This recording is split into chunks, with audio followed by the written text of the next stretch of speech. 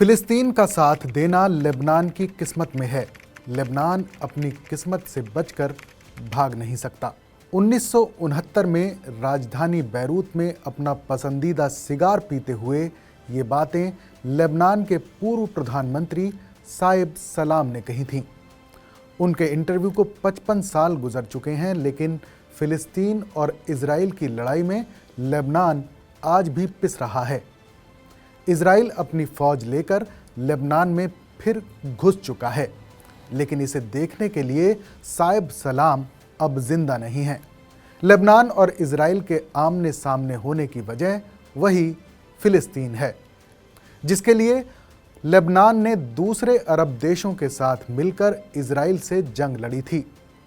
फर्क सिर्फ इतना है कि लेबनान अब अरब देशों सऊदी अरब, मिस्र और सीरिया में अकेला है जो फिलिस्तीन के लिए लड़ रहा है। आखिर लेबनान ऐसा क्यों कर रहा है? अपने लोगों की सुरक्षा को ताक पर रखकर वो इजराइल से क्यों लड़ता है? चलिए समझते हैं। नमस्कार, मैं हूं फरीद अली और आप देख रहे हैं TV9 डिजिटल। लेबनान की गिनती दुनिया के सबसे छोटे मुल्कों में होती है। यहाँ रोमन, ग्रीक, तुर्कों और फ्रांसीसियों ने राज किया था।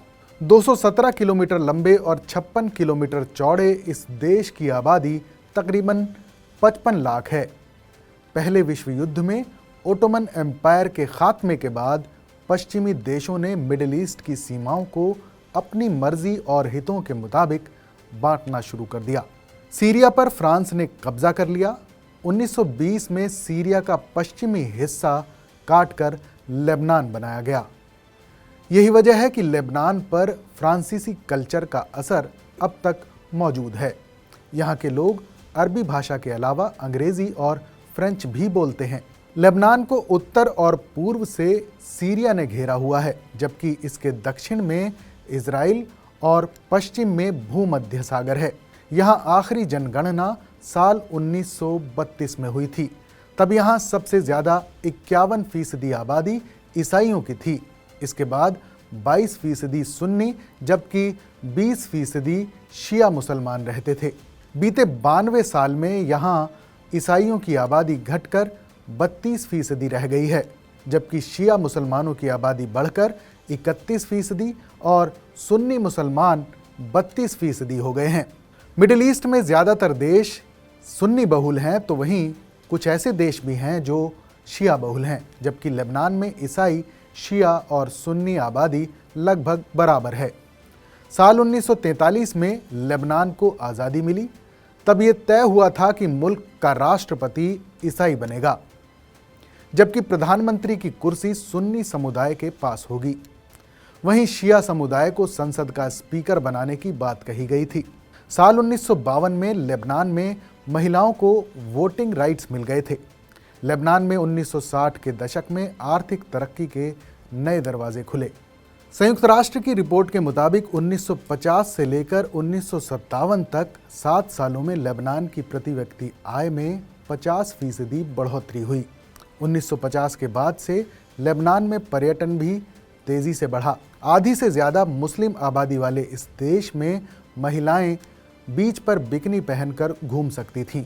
लेबनान ने खुली अर्थव्यवस्था को अपनाया, जिसकी वजह से यहाँ व्यापार और उद्योग धंधों पर सरकारी नियंत्रण कम था। इससे स्टार्टअप और निवेश को बढ़ावा मिला। 1956 में लेबनान में बैंक गोपनीयता कानून लागू किया गया। इस कानून के तहत खाता धारकों से जुड़ी जानकारियां साझा करने पर रोक लगा दी गई। इसका नतीजा ये हुआ कि विदेशी नागरिकों ने लेबनान में अपना धन रखना शुरू कर दिया। इसकी वजह से यहाँ निवेश भी बढ़ा। 1960 का दशक लेबनान में गोल्डन एज के तौर पर याद रखा जाता है। लेबनान ने आर्थिक तरक्की की सीढ़ियाँ इतनी तेज़ी से चढ़ीं कि इसे मिडिल ईस्ट का स्विट्ज़रलैंड कहा जाने लगा। लेबनान को 1943 में फ्रांस से आज़ादी मिली थी। इसके 4 साल बाद 1947 में इजराइल की स्थापना हुई। लेबनान तभी से इजराइल और फिलिस्तीन की जंग में पिस रहा है। लेबनान ने इजराइल के साथ लड़ी गई 1948 और 1967 की जंगों में हिस्सा लिया। अरब वर्ल्ड का हिस्सा होने की वजह से ये लेबनान की जिम्मेदारी बन गई कि वो फिलिस्तीनियों के हक की लड़ाई लड़े। इजरायली हमलों में लाखों फिलिस्तीनियों ने घर छोड़ा और लेबनान में आ बसे। तभी से ही ये देश फिलिस्तीनी शरणार्थियों का गढ़ बनता चला गया। तकरीबन 1.5 दशक तक लेबनान गृहयुद्ध की आग में भी झुलसता रहा। अप्रैल 1975 की बात है। कुछ बंदूकधारियों ने लेबनान में एक चर्च के बाहर गोलीबारी की, जिसमें फलांगिस्ट यानी ईसाई मिलिशिया ग्रुप के 4 मेंबर्स मारे गए। फलांगिस्ट का मानना था कि चर्च पर हमला फिलिस्तीनियों ने ही किया है। इससे नाराज होकर उन्होंने फिलिस्तीनियों से भरी एक बस पर हमला कर दिया, जिसमें 27 लोग मारे गए। पूर्वी बैरूत में ईसाइयों की आबादी ज़्यादा थी, जबकि पश्चिमी बैरूत में मुस्लिम ज़्यादा बसे थे। हालात यहाँ तक खराब हो गए थे कि एक इलाके से दूसरे इलाके में जाने पर लोगों की हत्या कर दी जाती थी। इससे धर्म और क्षेत्र के आधार पर बने अलग अलग गुटों में लड़ाई छिड़ गई। 1975 आते आते लेबनान पूरी तरह से गृह युद्ध की चपेट में आ गया। 1976 में लेबनान के राष्ट्रपति ने पड़ोसी देश सीरिया से मदद मांगी। सीरिया के राष्ट्रपति हाफिज असद ने फिलिस्तीनी और मुसलमानों के गुटों के खिलाफ 40,000 सैनिक भेजे। इसी बीच ईसाई गुट ने करीब 1500 मुस्लिमों का नरसंहार कर दिया। इस गुट का समर्थन सीरिया की सेना कर रही थी। इस वजह से अरब देशों ने सीरिया की काफ़ी आलोचना की। सीरिया ने जल्द ही पाला बदल लिया और वो मुसलमानों और फिलिस्तीनियों का समर्थन करने लगे। साल 2005 तक सीरिया की फौज लेबनान में रही और उसके बड़े इलाके पर कब्जा जमाए रखा। लेबनान को इजराइल, सीरिया और फिलिस्तीन लिबरेशन ऑर्गेनाइजेशन ने जंग का मैदान बना लिया था। गृहयुद्ध के दौरान ही साल 1982 में लेबनान में चुनाव हुए, जिसमें इजराइल से नज़दीकी रखने वाले बशीर गेमायल राष्ट्रपति चुने गए। लेकिन इससे पहले वो शपथ लेते उनकी हत्या कर दी गई। इसी बीच इजराइल ने लेबनान पर हमला कर दिया और पश्चिमी बैरूत पर कब्जा जमा लिया। इस हमले के पीछे इजराइल का तर्क था कि वो फिलिस्तीनी आतंकवादियों को ख़त्म करने के लिए लेबनान में घुसा है। इजरायली सेना ने दक्षिणी लेबनान के सबरा और शतीला में भारी नरसंहार किया। बताया जाता है कि इजरायली हमले में 3000 फिलिस्तीनी शरणार्थी मार दिए गए थे। इस नरसंहार का बदला लेने के लिए हिजबुल्लाह संगठन वजूद में आया, जिसका समर्थन ईरान ने किया। साल 1992 में हसन नसरल्लाह ने हिजबुल्लाह की कमान संभाली। तभी से वो इस संगठन का चीफ था। बशीर गेमायल की मौत के बाद उनके भाई अमीन गमायल राष्ट्रपति चुने गए। 1988 में पद छोड़ने से 15 मिनट पहले अमीन ने प्रधानमंत्री सेलिम अल-होस को पद से हटाकर ईसाई धर्म के माइकल ओन को देश का प्रधानमंत्री बना दिया। लेबनान में प्रधानमंत्री का पद सुन्नी मुसलमानों के लिए रिजर्व था। इससे मुसलमान बेहद नाराज हो गए और कई प्रमुख पदों से इस्तीफा दे दिया। पहले से प्रधानमंत्री सेलिम अल-होस ने पश्चिमी बैरूत से सरकार चलानी शुरू कर दी। वहीं बाद में प्रधानमंत्री बने माइकल ओन ने राष्ट्रपति भवन से सरकार चलानी शुरू कर दी। इस तरह लेबनान में एक साथ 2 अलग अलग सरकारें चलने लगीं। सऊदी अरब ने लेबनान में गृह युद्ध खत्म करने की कोशिश की। साल 1989 में सऊदी अरब के ताइफ में एक बैठक हुई, जिसमें सुलह से जुड़े चार्टर को मंजूरी मिली। इस चार्टर के तहत राष्ट्रपति के ज़्यादातर अधिकार कैबिनेट को सौंप दिए गए। साथ ही ईसाई और मुस्लिम समुदाय के बीच पदों का बंटवारा बराबर कर दिया गया। हालांकि माइकल ओन अभी भी पद से हटे नहीं थे। अक्टूबर 1990 में सीरियाई वायुसेना ने बाबदा में राष्ट्रपति भवन पर हमला कर दिया। माइकल ओन घबराकर भाग खड़े हुए।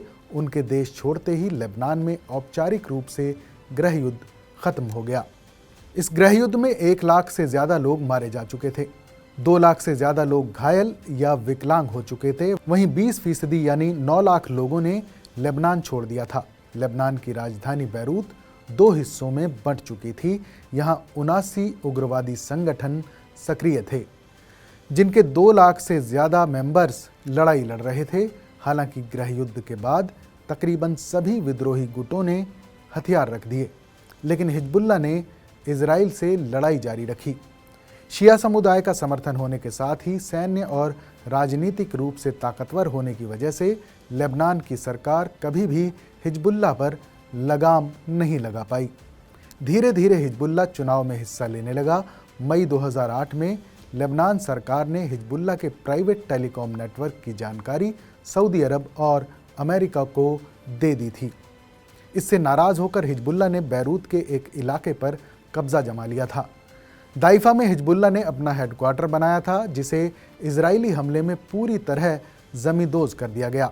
इस हमले में हिजबुल्लाह चीफ हसन नसरल्लाह मारा गया। साथ ही उसकी बेटी ज़ैनब और दामाद हसन जाफ़र अल कासिर भी मारे गए। अब इसी इलाके पर इजराइल और हिजबुल्लाह के बीच जंग छिड़ी हुई है। बीते कुछ दिनों में हुए इजरायली हमलों में 700 से ज़्यादा लेबनानी नागरिक मारे जा चुके हैं।